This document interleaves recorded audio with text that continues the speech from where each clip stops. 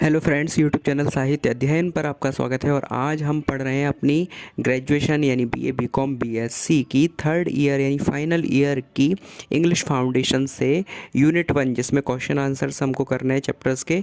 उससे आज हम पढ़ रहे हैं चैप्टर 1 का 100 वर्ड्स आंसर का थर्ड क्वेश्चन है explain the concluding 4 lines of the poem, यानी प्रस्तुत कविता की अंतिम 4 पंक्तियों की व्याख्या कीजिए। एक्सप्लेन यानी व्याख्या कीजिए द कंक्लूडिंग 4 लाइन्स, यानी अंतिम 4 पंक्तियाँ। कंक्लूडिंग का मतलब होता है समापन, यहाँ पर हो रहा है समापन या फिर अंतिम, इसका होता है मीनिंग।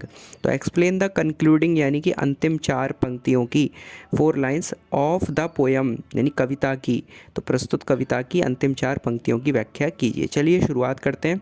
तो देखिए कंक्लूडिंग 4 लाइन्स कौन कौन सी हैं। तो लिखा है हमारे सामने द कंक्लूडिंग लाइन्स आर, यानी कि समापन पंक्तियां हैं। The woods are lovely dark and deep but I have promises to keep and miles to go before I sleep and miles to go before I sleep. इस कविता का उद्देश्य क्या है, इस कविता में कहना क्या चाह रहा है कवि। उस कविता में कहना चाह रहा है कि वो एक ऐसे दृश्य पर रुक जाता है जो उसकी आंखों को बहुत लुभाता है, उसको बहुत पसंद होता है। अचानक उसे याद आता है कि मुझे लगातार चलते जाना और अपने कर्तव्य को पूरा करना है। तो ये कर्तव्य को पूरा करने को लेकर है ये कविता। और यदि हम इन 4 लाइनों का मीनिंग देखें तो 4 लाइनों में पहली लाइन में कवि कह रहा है कि the woods are lovely dark and deep, यानी कि जंगल सुंदर, काले और गहरे हैं, घने हैं। और but I have promises to keep, लेकिन मेरे पास पूरा करने के लिए वादे हैं। यहाँ पर वुड, यहाँ पर शुरुआत से कवि कहता रहा है वुड यानी लकड़ियाँ, और वुड यानी यहाँ पे जंगल के लिए भी प्रयोग किया जाता है। तो the woods are lovely dark and deep, यानी जंगल घने, गहन और गहरे हैं और अंधेरे हैं। But I have promises to keep, लेकिन मेरे पास पूरा करने के लिए वादे हैं। And miles to go before I sleep, और मीलों जाने से पहले मुझे सोना नहीं है। And miles to go before I sleep, यानी कि सोना यहाँ पर मृत्यु का तात्पर्य है, यानी कि मृत्यु से पहले मुझे मीलों चलना है। And miles to go before I sleep, और मृत्यु से पहले मुझे मीलों चलना है, मीलों का सफ़र तय करना है। कहने का तात्पर्य यहाँ कभी कहीं जा नहीं रहा, बल्कि यहाँ कवि ये जीवन के सिद्धांत से बताना चाह रहा है। एक प्रतीक यहाँ पर कवि ने रखा है कि मृत्यु से पहले मुझे मीलों चलना है। तो यहाँ पे स्लीप शब्द का प्रयोग कवि ने कर दिया मृत्यु के लिए। तो यहाँ कवि ये नहीं बताना चाह रहा है कि वो कहीं गया था वहाँ रुका, ऐसा नहीं है। कवि ये कहना चाह रहा है कि किसी भी दृश्य की सुंदरता में रमने से पहले हमें ये सोचना है कि हमें मृत्यु से पहले तक मीलों चलना है, अपने कर्तव्य के प्रति दृढ़ रहना है, रुकना नहीं है और किसी भी सुंदरता पर आकर्षित नहीं होना। ठीक है, तो इसकी व्याख्या देख लेते हैं। तो रेफरेंस टू द कॉन्टेक्स्ट, यानी कि इस कविता का रेफरेंस, संदर्भ देखते हैं। ठीक है, तो क्या लिखा है संदर्भ में, हम लिखेंगे कि These lines are the concluding lines of the poem Stopping by Woods on a Snowy Evening, यानी कि ये पंक्तियाँ अंतिम पंक्तियाँ हैं किस कविता की, Stopping by Woods on a Snowy Evening।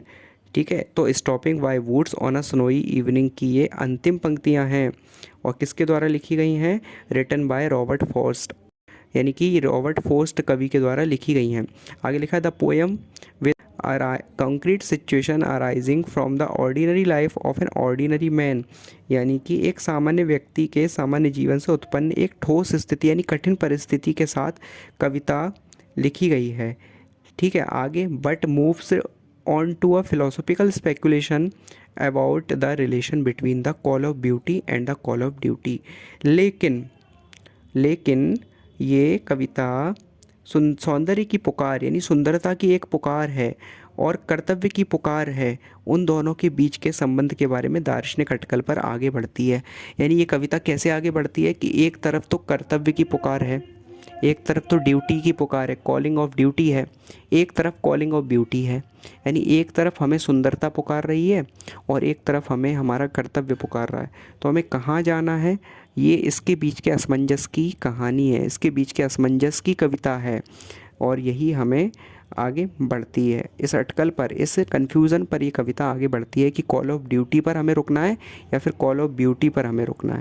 तो कवि कॉलिंग ऑफ ब्यूटी पर रुक गया था जबकि उसे कॉलिंग ऑफ ड्यूटी पर ध्यान देना था। ठीक है, आगे बढ़ते हैं। एक्सप्लेनेशन है the rider is attracted towards the lovely beauty of the nature, यानी कि इसका मतलब है कि जो राइटर है जो कवि है सवार है, राइडर यानी कि सवार, घोड़े पर जो घुड़सवार था। तो स्पष्टीकरण यानी एक्सप्लेनेशन है, सवार प्रकृति की सुंदरता की ओर आकर्षित होता है, लेकिन वह देखिए लिखा है कि बट ही सडनली रिमाइंड, लेकिन वह अचानक याद करता है, ऑफ हिज सोलम्न प्रॉमिस, यानी कि अपनी आत्मा से किए गए अपने वादे को, सोलम्न यानी अपनी आत्मा से किए गए अपने वादे को, किस वादे को, टू रीच द डेस्टिनेशन, यानी कि अपने गंतव्य तक पहुंचने के वादे को, कि मुझे अपने लक्ष्य पर पहुंचना है। अब वो लक्ष्य कुछ भी हो सकता है, जीवन का लक्ष्य, ठीक है। ये हमें याद दिलाता है कि हमें सुंदरता की ओर आकर्षित होकर रुकने की बजाय अपने लक्ष्य की तरफ बढ़ना है। Hence he gives up the idea, यानी कि फिर वो त्याग देता है, गिव्स अप से यानी त्याग देता है, the idea to take, idea यानी विचार, टू टेक यानी लेने का, क्या लेने का, रेस्ट इन द वुड्स यानी जंगल में रुकने के विचार को, आराम करने के विचार को वो त्याग देता है। बिकॉज यानी क्योंकि, he has to cover a long distance, क्योंकि अभी उसे एक लंबा रास्ता तय करना है, in order to fulfil his promises, अपने कर्तव्य को पूरा करने के लिए, अपने वादों को पूरा करने के लिए। और these lines have philosophical significance, इन पंक्तियों का दार्शनिक आशय है, दार्शनिक महत्व है, क्योंकि यहाँ पर कवि कहीं गया नहीं है, कवि किसी रास्ते में रुका नहीं है, बल्कि वो यहाँ पर एक प्रतीक दे रहा है कि हमें कोई भी सौंदर्य का प्रलोभन ऐसे आता है तो हमें रुकना नहीं है अपने जीवन के पथ पर, हमें अपने कर्तव्यों को पूरा करने के लिए रुकना नहीं है, ठीक है। हमें उन चीज़ों को पूरा करना है जो लाइफ में हमने प्रोमिसेस कर रखे हैं, हमने अपने गोल बना रखे हैं, उनको अचीव करना है, किसी भी सौंदर्य की ओर आकर्षित हुए बिना। तो यहाँ कवि ये कहना चाह रहा है, ठीक है। तो these lines have philosophical significance that a man should perform his duties before his death, यानी कि मनुष्य को अपनी मृत्यु से पहले अपने कर्तव्यों का पालन करना चाहिए। तो यहाँ पर वो स्लीप शब्द का जो प्रयोग कर रहा है पंक्ति की 4 लाइनों में, क्या अंतिम 4 लाइन क्या है, तो the woods are lovely dark and deeps, यानी कि जंगल घना और गहरा है, but I have promises to keep, लेकिन मैंने निभाने के लिए कुछ वादे किए हैं। क्या कह रहा है कभी आगे, and miles to go before I sleep, और मृत्यु से पहले मुझे मीलों चलना है, and miles to go before I sleep, और मृत्यु से पहले मुझे मीलों चलना है अपने वादे को पूरा करने के लिए। तो ये इस पूरी 4 पंक्तियों का आशय है। यदि हम वर्ड टू वर्ड मीनिंग के हिसाब से इसे देखें तो सबसे पहले हम देखते हैं reference to the context. These lines are the concluding lines, यानी कि ये पंक्तियाँ अंतिम पंक्तियाँ हैं ऑफ द पोयम, कविता की, किस कविता की, stopping by woods on a snowy evening, यानी कि stopping by woods on a snowy evening कविता की ये अंतिम पंक्तियाँ हैं।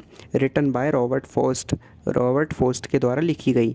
The poem with a concrete situation arising from the ordinary life of an ordinary man, यानी ये पंक्तियाँ एक अटकल भरी सिचुएशन, एक कन्फ्यूज़न, ठोस कठिन परिस्थिति की प्रतीक हैं, एक आम जीवन और एक आम व्यक्ति के आम जीवन से जुड़ी। बट मूव्स, लेकिन ये आगे बढ़ती हैं on to a philosophical speculation, एक दार्शनिक विचारधारा के साथ, अबाउट द रिलेशन बिटवीन, किस संबंधों से जुड़ी हुई, and about the relation between the call of beauty, यानी कि सुंदरता की पुकार, and the call of duty, और कर्तव्य की पुकार के संबंध के साथ आगे बढ़ती हैं।